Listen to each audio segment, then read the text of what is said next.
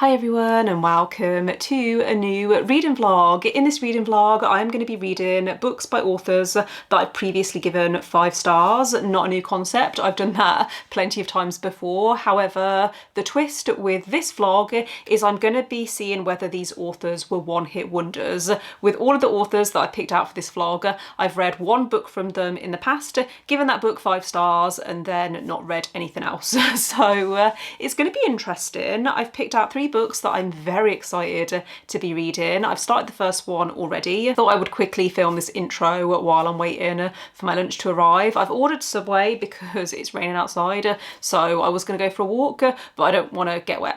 So I thought I would keep this intro nice and short, but I'm going to tell you about the first book that I've started, and that is The Poppy Fields by Nikki Erlich. I read The Measure last year, loved it. It was one of my favourite books of last year. However, I haven't heard anyone talking about The Poppy Fields. It came out a few months ago, so I don't know whether it's a case of people are reading it and not raving about it, or whether people have just not got round to picking it up yet because it's a fairly new release. But I am listening to this one on audio. I am 14% of the way through and it hasn't immediately gripped me. I listened to The Measure on audio and it's a different narrator. The Measure is narrated by Julia Whelan and this one I think is a different narrator from what I can tell. But the concept behind this is there's an experimental treatment centre in the California desert where people can go there and sleep for several weeks, but when they wake up they hopefully will have recovered from grief. We're following a few different characters, including people who are travelling to this treatment centre, people who have loved ones who have been to this centre, and we're also following the person who founded this centre, which is really interesting. So like I said, it hasn't immediately gripped me, but I am intrigued and I hope I do like this one because of how much I loved The Measure. I am hoping that this one does work for me. If it stops raining, I am going to go for a walk later and listen to a little more. It's not a long audiobook. I think it's about 9 hours long, and when I was checking the physical copy, I think it was just over 300 pages. So yeah, I should make good progress on this week. I'm driving to the office tomorrow, so I'll listen to a little more then. By the time I next check in with you, I should be past the halfway point and I can hopefully give you some more in-depth thoughts.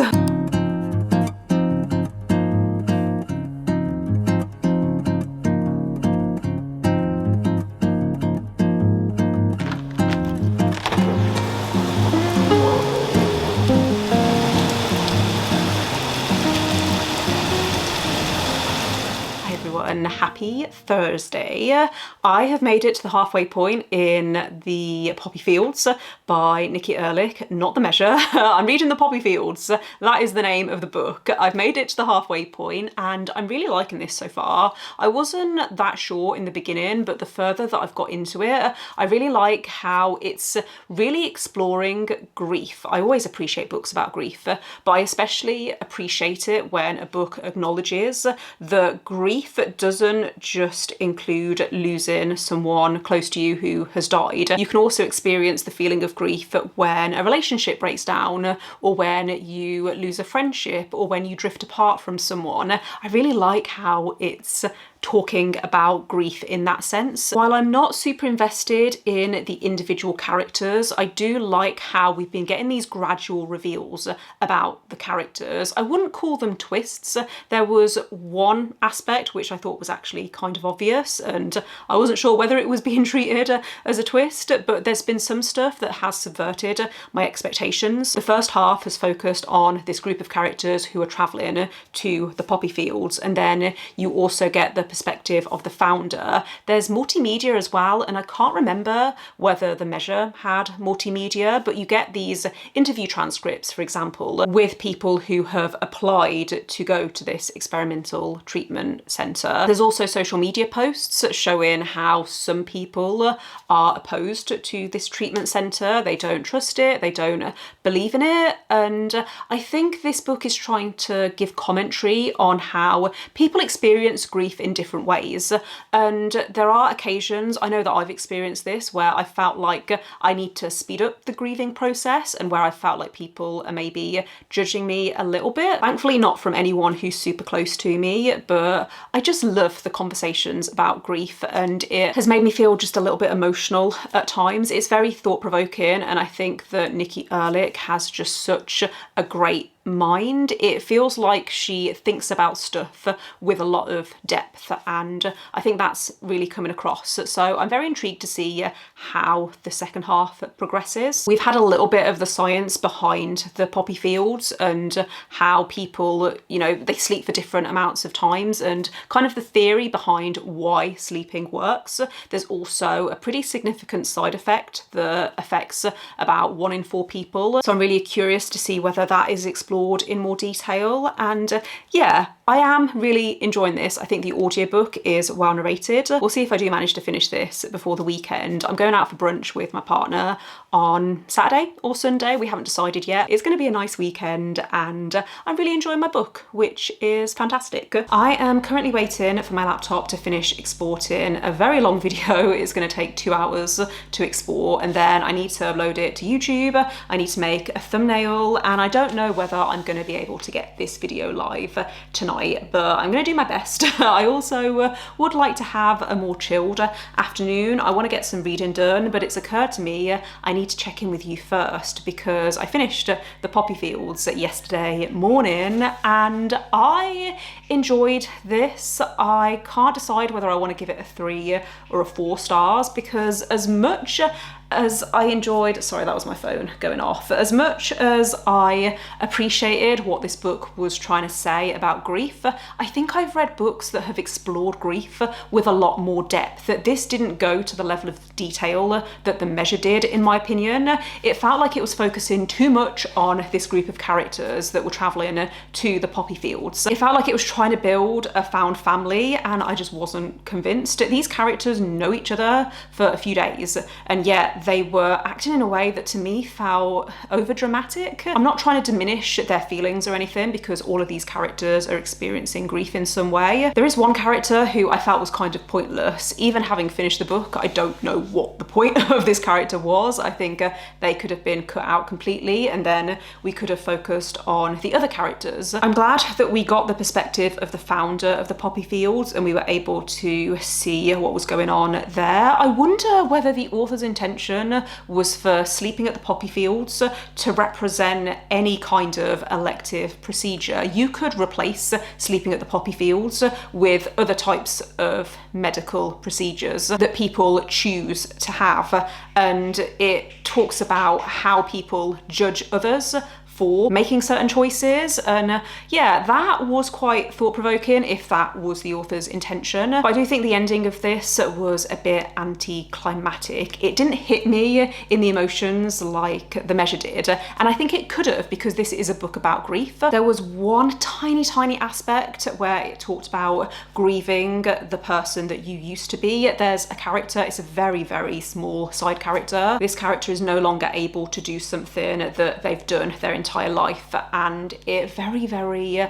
lightly touches on that, but I wanted that to be explored in more depth because that's something that I could have really related to. I don't think it was a bad book, and I think I would pick up other books by Nikki Erlich if the concepts intrigue me, but I think this one just fell a little bit short for me, so we'll call it a 3.5 stars. Glad that I read it, but I am still on the hunt for another 5-star favourite, and I think this next book could be the one because I started Witch's Guide to Magical Innkeeping by Sangu Mandana last night and I am already loving this. Sangu Mandana is the author of The Very Secret Society of Irregular Witches, which I read a few years ago. It was one of my favourite books from a few years ago, and I feel like I've been waiting ages for this new release.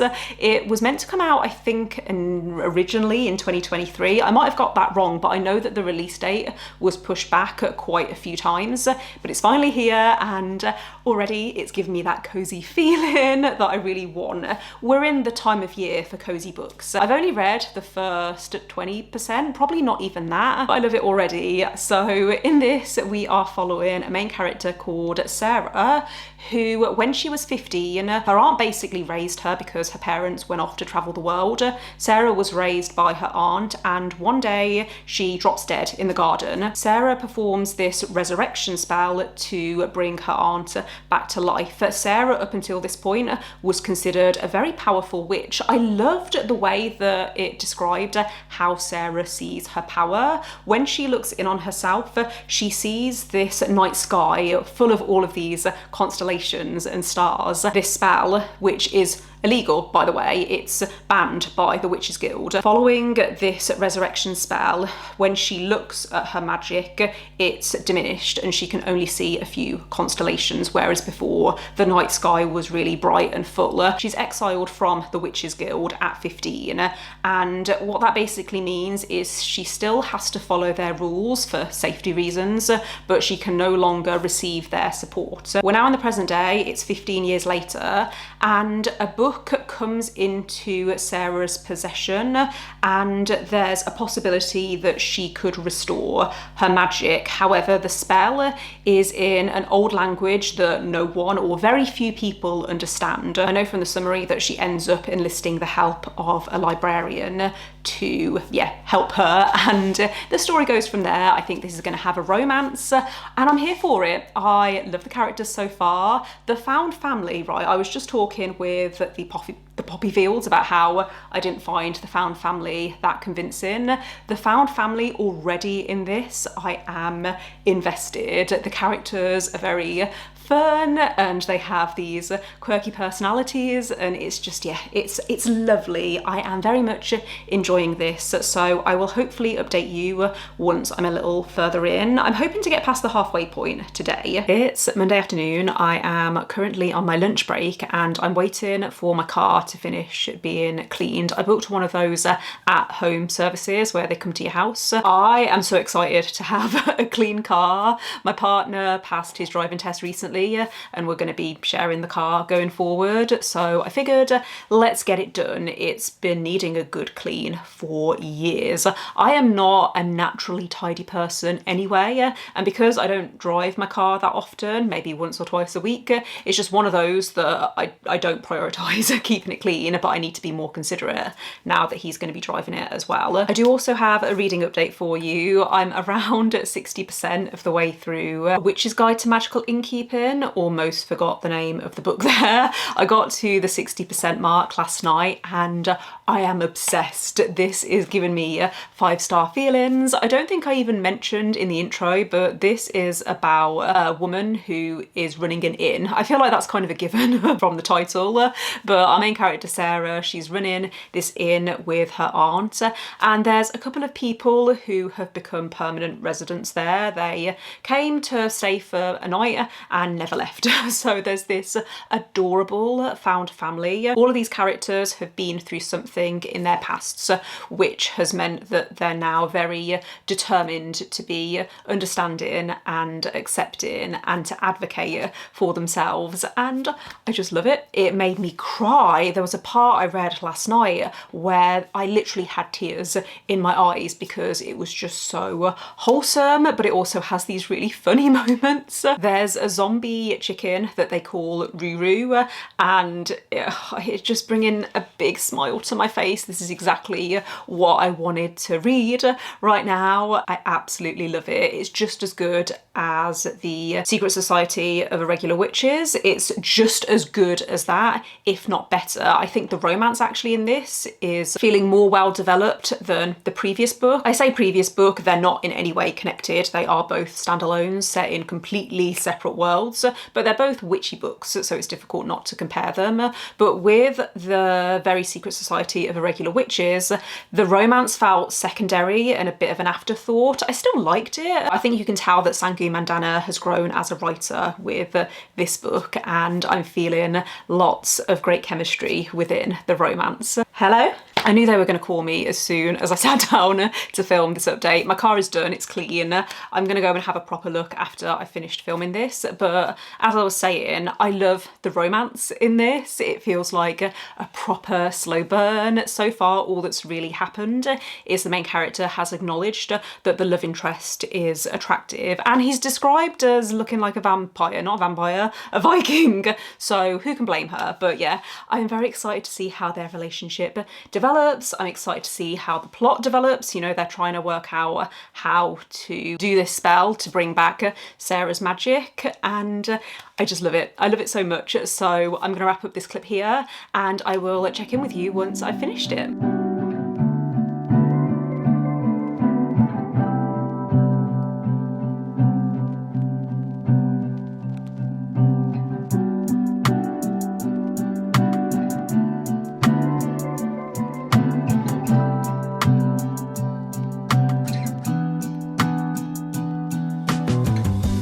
It is now Tuesday and I'm so tired. Probably because I went for a pretty long walk earlier, which hopefully you will have seen in the B-roll, but I am excited to have a chilled evening tonight. I'm going to do some yoga, I'm going to settle down and hopefully read for a few hours. I did finish A Witch's Guide to Magical Innkeeping last night and I am going to give this 5 stars. However, I'm giving it 5 stars because I loved the characters and the found family. It gave me that really warm, heartwarming feeling. However, I didn't love the plot towards the end. There was some stuff that I had a bit of an issue with. The romance also ended up not being my favourite. I thought the build-up was fantastic and then it started to feel a bit clunky, like we were simmering and everything was going well, and then suddenly it was full steam ahead. There's a very brief spicy scene just to set expectations. This, in my opinion, isn't really a romance. It's a cozy book about found family, but there is a romance there and it's significant. So just bear that in mind if you are thinking about reading this, but I enjoyed it. So I am going to give it 5 stars. Maybe it's one of my favourite books of this year because I haven't given many books 5 stars so far this year. I completely forgot to mention this is set in Lancashire in the northwest of England, which is where a lot of my uni friends are from. So I felt like I could picture the setting quite well. It even mentioned a few places that I know of, which was quite cool. I also loved how these characters were so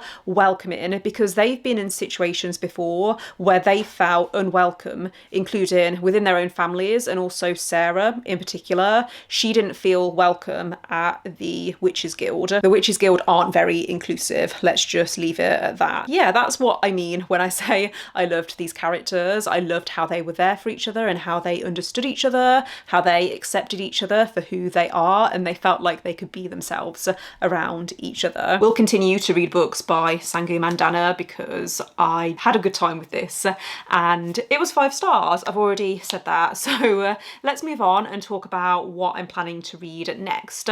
I'm planning on picking up The Good House by Tanana Reeve Dew. I put this on my September TBR and then I realised I made a mistake. I'm still going to read it, don't worry, I'm still going to read it. However, I borrowed this from Kindle Unlimited over a year ago. I think it was probably about 18 months ago, before I read The Reformatory, which is the other book by this author that I've read and given 5 stars. I borrowed it from KU and I thought I could do that again. However, it's no longer available through Kindle Unlimited and the ebook is about 13 quid, which I think is quite expensive for an ebook. That's more expensive than the average paperback, but I don't want to read it physically. I want to read it on my Kindle. It's not a big deal, but it's just annoying that I could have read this as part of my subscription 18 months ago instead of having to buy it outright. So yeah, I'm gonna start this tonight. All I know about this is that it's a haunted house story, but it's an interesting take, or a unique take on a haunted house story. It came out over 20 years ago. I think it was released in 2023, not 2023, 2003 when I was looking on Goodreads. apparently that was the release date. So I'm curious to see what I think of this, because The Reformatory came out probably in 2023. It came out a few years ago, and I loved that. So I'm curious to see how the writing style differs. Sorry if you can hear my laptop taking off. This update has been a mess. I am a mess. I'm tired and I need to go and sleep. I am off work though now for the rest of this week. I don't think I've mentioned that yet. I'm going to Manchester at the weekend. I'm spending some time with my uni friends, but I decided to extend that weekend. So I have a few days off now, which is really exciting. I'm going to do lots of reading. I might take myself out for brunch tomorrow. We'll see how I'm feeling. And it's just going to be relaxing. I didn't take much time off over the summer when a lot of my colleagues were off. So it's going to be good. It's going to be a good few days. I have not done any of the things that I wanted to do this morning. I woke up and my ankles were feeling really sore. I didn't wear walking boots on my walk yesterday and I should have, so I'm paying for it today. However, I am going to try and go for a gentle walk later this afternoon. It's currently around lunchtime. I'm about to make myself some lunch, but I thought I would bring you a reading update because I have read quite a lot of The Good House by Tanana Reeve Dew. I read for a couple of hours last night, and then I've been reading for most of this morning, so I'm around 25% of the way through. It's going to be a bit complicated to try and explain the plot for this because the plot hasn't really kicked in yet. It's very character driven and there's this great atmosphere. We're following a main character called Angela who, when she was a teenager, she went to live with her grandmother in this beautiful post-Victorian house in this small town in Washington state. There's a lot of land surrounding this house. It's in a small community. It is very well described. I feel like I can visualize this place very clearly. So Angela lived there for a few years as a teenager, and then when her grandmother passed away, she inherited this house. For the last few years, she's been going there with her teenage son over the summers. The book opens with Angela throwing this 4th of July party where something awful and tragic happens. I don't want to say what because I don't think it's mentioned in the synopsis, but the timeline then moves forward a couple of years. Angela is back living in California. She's tried to move forward with her life. However, she gets a phone call from this couple who are looking after this house for her. They say to her, look, you need to make a decision because we can't continue to look after this house forever. You need to decide if you're going to keep it or if you're going to sell it. So Angela decides to go back to this house. She takes a friend with her and she decides that she's going to make a decision. That's basically the setup for this plot. And it's really unsettling so far. I think as the reader, we've got a bit more information than the main character. The book actually opens with this prologue where you're following Angela's grandmother, Marie. Marie was known for being a healer. She had some nurse training and she sells these teas basically using herbs grown in her garden. I do feel like there's something paranormal going on just from the way the plot has developed. There's something going on and it does feel very unsettling. It feels like it's growing very steadily. The pacing, even though I've read quite a lot, I don't think that this book is fast paced. I think it is very slow and steady, but I'm really liking that. So yeah, hopefully the next time I check in with you, I will be halfway through. I would like to try and finish this before the weekend, but I also don't want to feel like I'm rushing it. It's Wednesday at the moment. I'm not going away until Saturday. So as long as I finish this by Friday morning,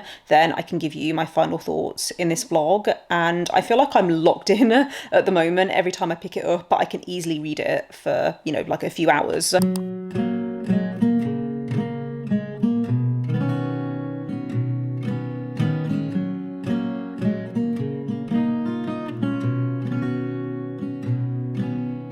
Baby, when I look in your eyes,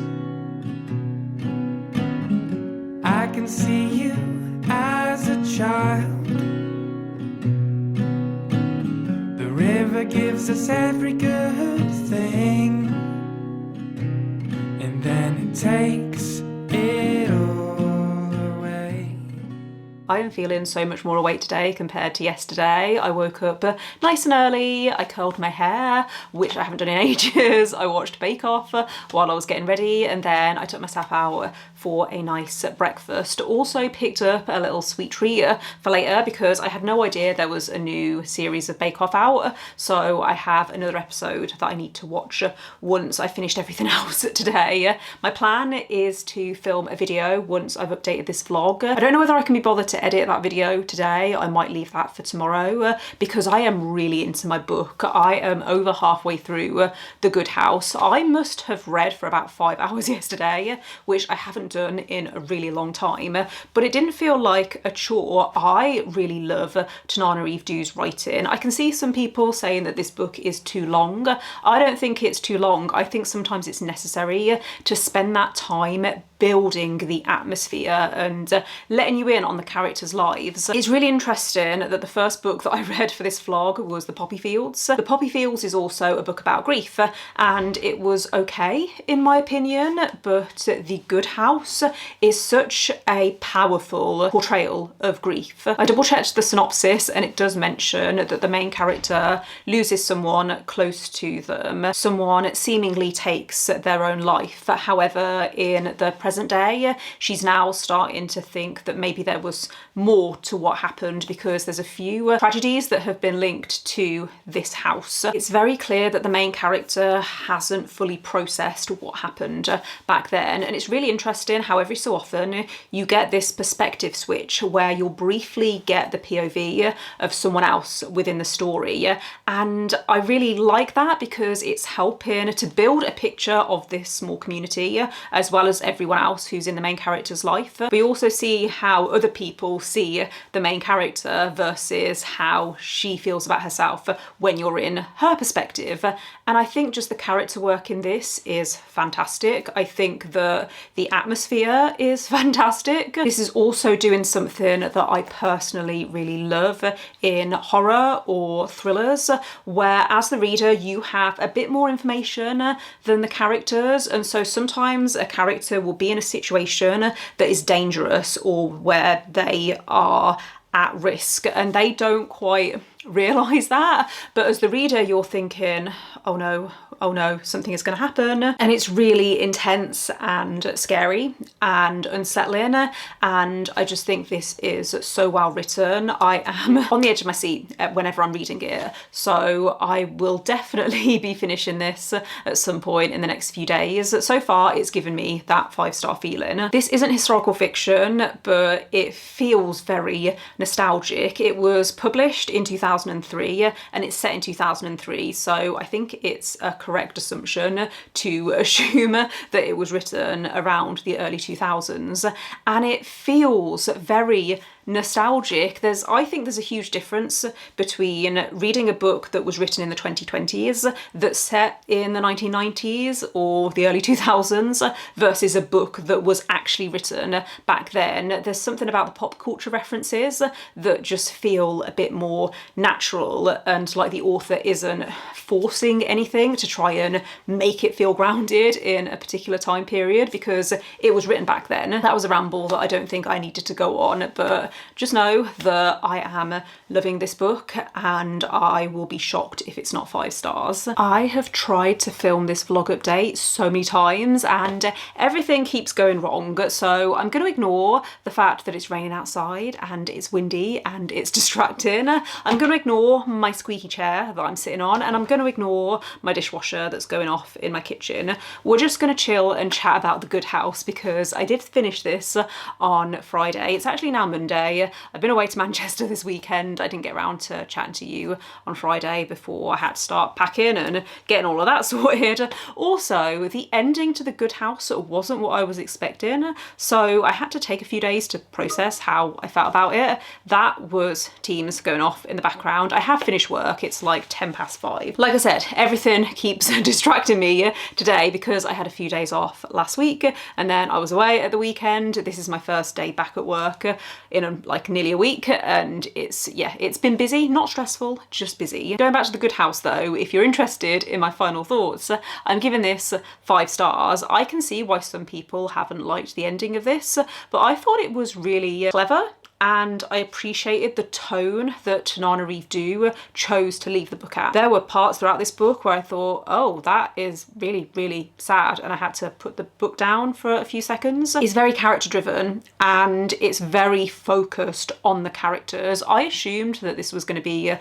haunted house story, and it is. There are paranormal elements and there's magic. The magic was really interesting actually. It's based on, I keep wanting to say voodoo magic, but the magic I thought was really interesting. Because it's so character focused, it takes the time, especially in the beginning of the book, to let you into the characters, not literally, but to help you understand the characters and what they've been through. And I think because it takes that time, it meant that the horror elements were so much more impactful when things were happening to these characters.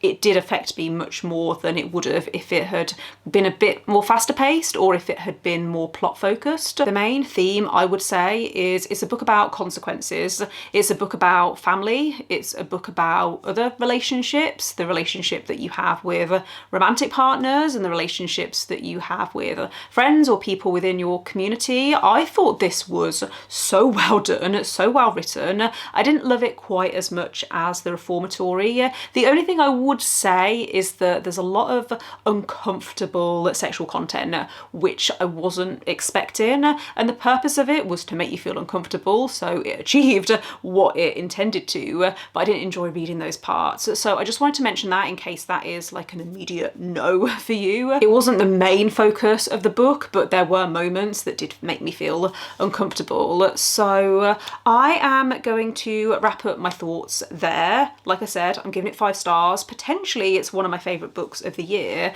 because it's not often that I read a book that has me gripped as much as The Good House did. This has been a really successful reading vlog because I've read 2 books that I gave 5 stars, and it shouldn't be a surprise. It makes sense that if I gave a book by an author 5 stars in the past, then I could potentially give another book 5 stars. I did make a list which I will put on the screen here rather than read it out to you. Actually, yeah, I'll just put a list on the screen here. Editing me is gonna regret saying that, but I will put a list of some authors that I've read books from in the past, given those books 5 stars, but then never read anything else. So Daphne du Maurier, for example, I read Rebecca last year and it became one of my favourite classics, but I do have a reputation with classic authors of not reading more than one book by those authors. Jane Austen is another one. I read Pride and Prejudice over and over again when I was a teenager. Have I read anything else by Jane Austen? No. So maybe I should do another reading vlog at some point with a similar concept, but let me know in the comments, are there any authors that you've read from where you've read one book, given that book 5 stars, but for some reason you just haven't read anything else by them? Don't forget to give this video a thumbs up if you enjoyed it. Click subscribe if you would like to see more videos from me, but otherwise I will see you next time. Bye.